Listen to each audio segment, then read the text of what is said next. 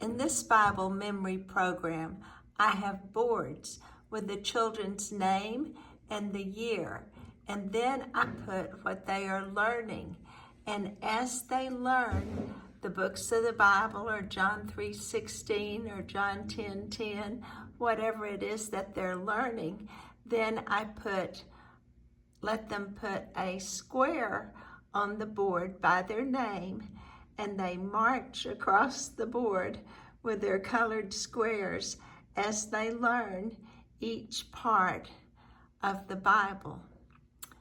And you can see these kids are working so hard, and they've learned so much. Look at that. And so as they learn each verse or verses or chapters of the Bible, they can color in the squares. This is the first section. This is a board with the second section.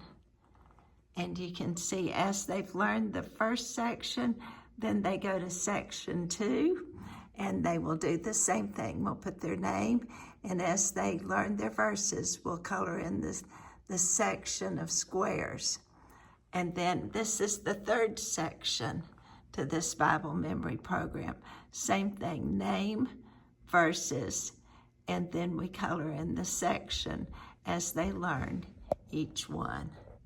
How wonderful to see our children memorizing the Word of God.